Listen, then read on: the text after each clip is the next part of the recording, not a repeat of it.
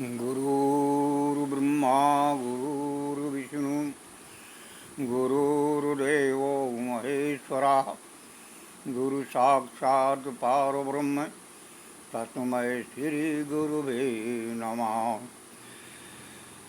मैं लाखन सिंह बुंदेला। मैं एक कोई संत नहीं हूँ, ना भी कोई महात्मा हूँ, ना भी कोई कथावाचक हूँ। मैं अपने गुरु महाराज का एक छोटा सा शिष्य हूँ, सेवक हूँ।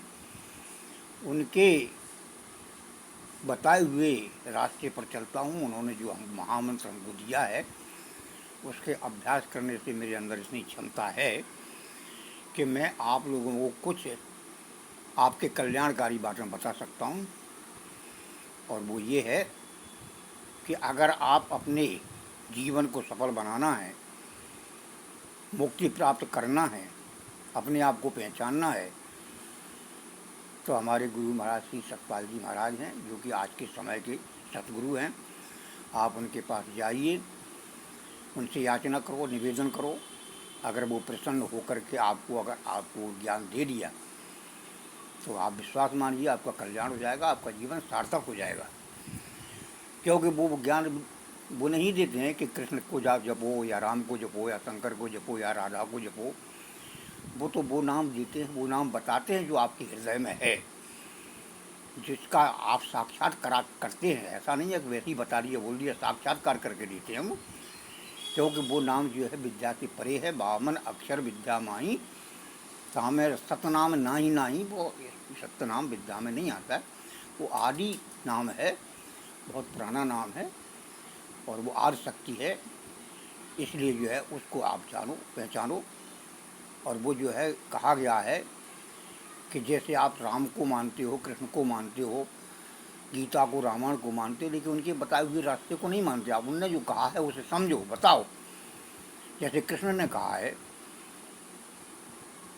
गीता के अंदर कि नाना ग्रंथ पठन लोके नाना देवत पूजनम आत्मज्ञान बिना पार्थ सर्वकर्म निरसकम। बिना आत्मा के ज्ञान के आपका कल्याण नहीं हो सकता।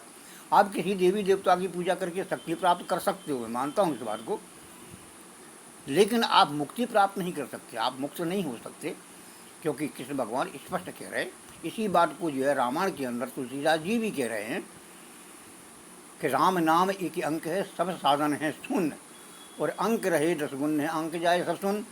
अगर राम नाम का अंक आपके पास है तो कुछ सुना है, वो अगर वो आपके पास नहीं है तो जितने साधन है सब सुनने के बराबर है।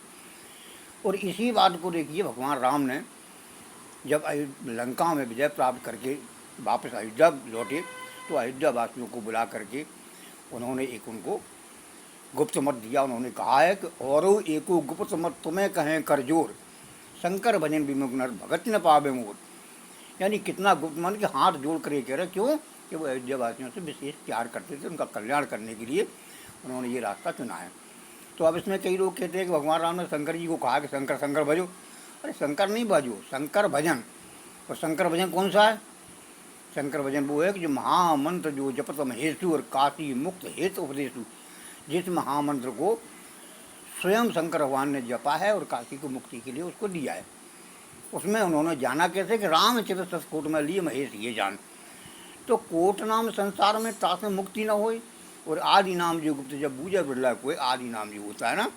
इसीलिए कृष्ण भगवान ने अर्जुन से भी कहा है कि हमने जो आदि में विवस्वान यानी सूर्य को दिया था, आदि में इस ज्ञान को जो हम तुम्हें दे रहे हैं, ये सूर्य को दिया था।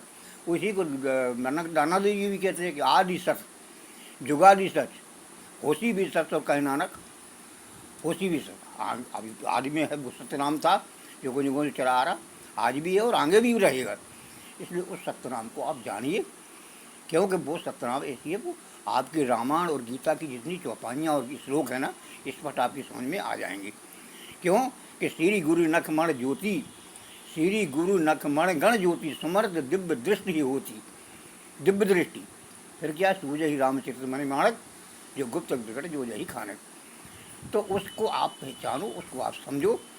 यही एक मनुष्य जीवन का सार है। अपने आप को पहचानिए। आपने दुनिया में बहुत कुछ देखा होगा, लेकिन अपने आप को पहचानना, आप आत्मा को। और आत्म देखो, आत्मज्ञान सबसे बड़ा ज्ञान है।